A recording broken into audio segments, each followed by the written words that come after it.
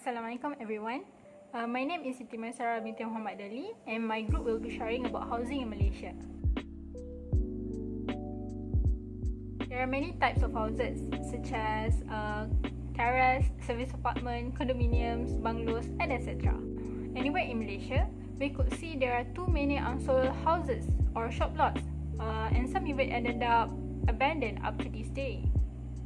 Have you ever wondered why there are too many unsold properties in our country?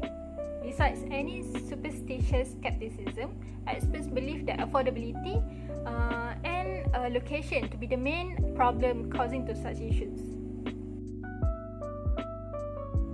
As we all know, our government has changed for 2 times in this 2021, which also changed the Minister of the Ministry of Housing and Local Governance from YB Dato' Zuraidah Kamarudin to YB Dato' Sri Rizal Merican in August 2021.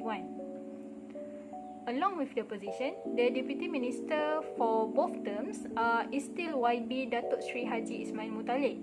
Meanwhile, the Head Secretary is Dato' Mohamad Noor Azman bin Taib, who is also the Head Secretary for YB Dato' Sri Rizal Merican when he was serving under the Ministry of Youth and Sports previously. Among the departments or agencies under the Ministry of Housing and Local Governance includes the Town and Country Planning Department, the Local Government Department, National Housing, National Landscape, Malaysia Fire and Rescue Department and more. Going back to the issues, our group think the biggest issue surrounding this housing topic is unsold properties, be it the ones under construction or overhang. According to the National Property Information Centre or NAPIC, as at second quarter of 2021, the total unsold properties stood at 181,460 units. This is more than the average of unsold units from 2004 to 2015. Among this number, Johor has the highest number of unsold units, followed by Kuala Lumpur and Selangor. By property means, more than 73% of these total unsold units are high-rise properties, such as apartments, service apartments and condominiums. This pattern remains high since 2015, and the Movement Control Order or MCO does not seem to help in reducing this pattern. So in the next video, my friends will be discussing on the factors, implications and what we think could be done by the government to aid in this problem and solve the issues with unsold properties. High number of unsold residential units in Malaysia remain a concern for the government as the market is holding a time bomb of potential property bubbles and subsequently affecting the country legal system. An expert opted that the reason of causing the high volume of unsold units are due to the 3 factors. First, it is slow growth of income, product mismatch, and the rising cost of the construction. I am Ismail will bring you to the great discussion of this topic on the next slide. The slow rise in household income over the year happened due to the slower foreign and domestic economic growth as a whole. According to the Bank Negara Annual Report in 2018, the salaries for fresh graduates in Malaysia have actually reduced compared to 2010, and the salaries didn't change much up until this day. With the latest issue of COVID-19 that affecting the whole nation, Malaysians face an immensely reduced in all the national business activities. Hence, the issue of salary rates hasn't been solved yet. However, regardless to the situation faced by the Malaysia, the price rate of the Malaysian houses will keep increasing. So when the price grows far more than the income of the average Malaysian, many will left with no choice but to turn into affordable housing or to continue renting. And this explains why property over RM250k become unattractive and unaffordable to many people because they simply can't afford to buy them. Secondly, the product mismatch bring a huge gap between the supply and the demand of the affordable house, which create the imbalanced house in the market. According to the Bank Negara, the large number of unsold properties is due to the mismatch between the price of new launches and the household affordability. And to define the affordability, Bank Negara tend to use an international benchmark where a house is considered affordable if it can be financed by less than 3 times a household median annual income. Basically, there are 2 general reasons contributing to this issue. It's either the price out of the market or they are not attracted by the product offered. And data shows that the majority of the unsold property falls within the Housing Ministry category of affordability. And this happened when the property did not match to the market needs, as the house is often far from the cities, lacking of connectivity and the public transportation, and thereby making them unattractive to the prospect buyer. Last lastly is the rising cost of the construction. The cost to develop a property has also risen over the years and often contribute to the factors such as increasing cost of the complying with the various regulations, higher cost of land purchases, and higher cost of construction material and natural resources.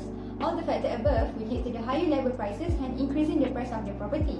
This issue can actually be reduced if the construction companies start using a new technology, but the use of it will be challenging for a small developer to incorporate with the new technology used. Hence, one of the ways for a small developer to be in this new ecosystem of new ways of producing house is by ensuring them linked to the new supply chain. With that, the Ministry and the Construction Industry Development Board or CIDB are currently collaborating on the roadmap to ensure that both big and small players can fast-tracking their productivity by using the technology and continue offering the affordable house to the Malaysian citizens. My name is Nur Shahilah and I will proceed with implication of unsold residential properties in Malaysia. Unsold residential properties in Malaysia will have more negative impacts either politically, economically, socially or environmentally. Socially, an occupied house can attract criminals who are looking for a place to commit illegal activities such as drug, murder, smoking, kidnapping and so on. This will cause residents to feel unsafe. It will increase more crime rates in Malaysia. Consequently, this effect can lead to other problems. From economic point of view, the presence of an abandoned house can have a depressive effect on local property values. Lower property values means that cities and towns collect less revenue from taxes, which is real property gain tax. In Malaysia, real property gain tax, which is RPGT, is one of the most important property-related taxes, and this is chargeable on the profit gain from selling a property. Furthermore, the longer the period taken for a property to be sold, the less the tax rate charged. Next, the abundance of higher-priced properties in the market has worsened the housing affordability in the country, leading to a decline in the housing demand and along with it a less active housing market. Outcome of weak housing demand will result to a slow economy, unemployment, low market sentiment, tough credit accessibility, and shifting housing preferences. Besides, stakeholders such as financiers, landlords, contractors, developers, and buyers will face different legal implications. This will open the door to the issue of manipulation by certain parties and further make recovery efforts more difficult. Abandoned areas will become more dilapidated and indirectly, the condition of derelict houses whether completed or still under construction will affect the image of the country for tourists. And lastly, it will affect the environmental view. For landed houses, especially the problem of abandoned houses that are not well managed will spoil the environmental view due to the growth of weeds and bushes, and more seriously will involve the breeding of animals such as snakes, rat, and disease-carrying insects such as mosquitoes. Furthermore, the surplus of houses exceed the demand, which is the cost of abandoned house, unknowingly will affect the earth ecosystem. This is because many trees had to be cut down and the land to be labelled for the purpose of housing construction. Assalamualaikum warahmatullahi wabarakatuh. I am Yasmin and I will be presenting the SDG goals and Maqasid Syariah and also the suggestions of our solutions to the problem. So in proposing our solutions, there has been a lot of solutions that has been proposed by the experts out there. However, we would like to note in the solutions that we are going to propose, we are going to incorporate the SDG goals and also the Maqasid Syariah into our solution.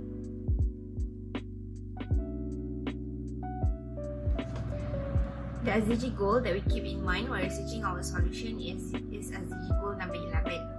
SDG goal number 11 talks about how we should make cities and human settlements safe and affordable for everyone. The target of SDG goal number 11 that goes in line with the housing issue that we're discussing today is target 11.1 that aims to ensure access for all to affordable houses and also to upgrade slums by 2030.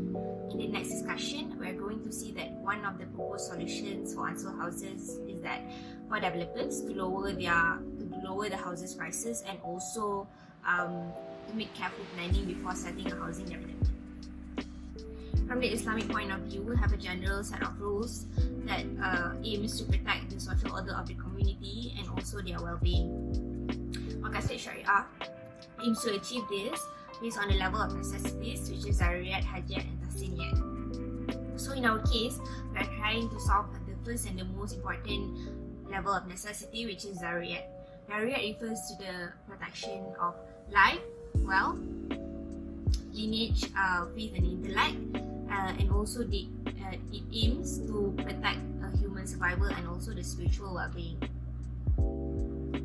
In this issue, we are trying to help protect people's life by discussing a problem that causes people to not being able to own a roof and a home to reside in.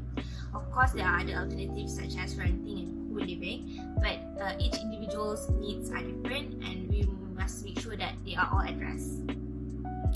This is why in the solution part, we are going to put an emphasis on how we want developers to lower the houses prices, as the so-called affordable houses nowadays doesn't seem so affordable anymore.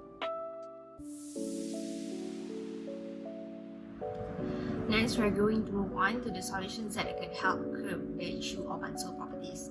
So the first solution is for the developers to reduce the houses price. Okay. To do this, all stakeholders need to work together. Developers need to be realistic, as the trend where house prices spike during 2010-2014 is not happening anymore. And following this solution, another issue that could be discussed is the quality that they would have to give up for a lower price. And to do this, developers need to be realistic that very high profit margin should not be the ultimate objective. And overhand property owners might as well sell their properties rather than not being able to sell it at all. The second solution to unsold properties is for the developers to have a more careful planning. One of the many causes of unsold properties could have been that there has been a mismatch between the target buyers and also the properties that are being built in that area. According to the third quarter data in 2019, 47% of unsold house are priced below than 500,000, and the remaining 53% are priced between 500,000 and more than 1 million. This indicates that the houses are not sold not necessarily due to unaffordability, but could also have been due to the mismatch between the target buyers and also the properties being built in that area. So to help this, research can be done by assessing the target buyers age group and then match it with their average salary and their needs before designing a suitable house. The third solution is to stimulate and recover the economy. Not all people buy houses to reside in it. Some people buy houses for investment, either to wait for the house price to appreciate or for the reason to generate rental income. To get these overhang properties off the developers' hands, sale of these properties could be focused towards people that would like to have the properties as part of their investment. However, to tackle this group of audience, we must understand that risk is the most important factor for the decision. With the current nation economic condition now, houses prices fluctuate very easily, and this is not very appealing, especially for the risk-averse investors. To build confidence that would lead for the investors to buy properties and get them off the developers' hands, the government and the nation as a whole can try to stimulate the nation's economy. For example, maybe by the tourism industry and any other industries. After the economy is stable, investors might find that it is a good and stable time to invest in properties. So that is all from me and our group. We hope that this discussion on unsold properties in Malaysia has been an eye-opener and fruitful to everyone.